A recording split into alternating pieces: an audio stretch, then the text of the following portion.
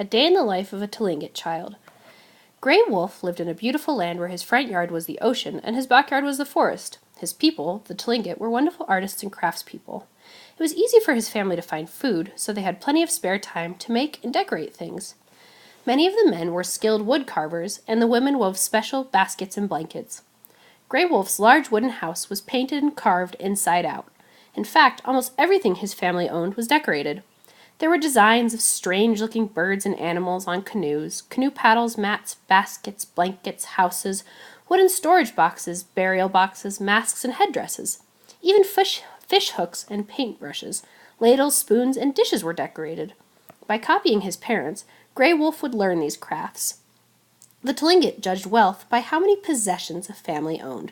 Food, furs, mats, blankets, carved boxes, jewelry, and coppers, large painted and engraved shield-shaped metal plates. Grey Wolf realized that at a young age that rich men got to own houses and be village chiefs. In spite of the fog and dampness, Grey Wolf was happy that winter was here. For months his people had hunted, fished, dried, and preserved food. Now it was time for winter ceremonies with their songs, dances, and feasts. None of the children wanted to miss any of the excitement. Today Grey Wolf and his family were going to a great feast called a potlatch.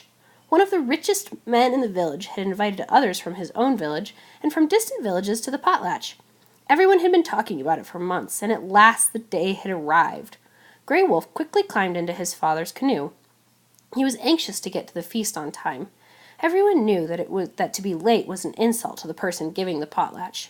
The host and his relatives had spent years preparing for the feast. Large amounts of food had been stored up because the feast would last for days, and there were so many guests. Most important of all were the gifts that the host would give away, such as blankets, masks, carved figures, rattles, carved dishes, wooden or bone spoons, storage boxes, baskets, dried fish or meat, oils, furs, shells, canoes, and paddles. At the feast, the host gave away almost everything he owned to prove his wealth and power. The more he gave away, the more honor and respect he gained. He might even destroy some things just to show how rich he was. The gift-giving feast was a wonderful experience, and Grey Wolf enjoyed the good food, dancing, stories, and, of course, the gifts. He knew that the host would get back as much, and maybe even more, than he gave away. The host of today's feast would be invited to other potlatches in the future and receive many fine gifts.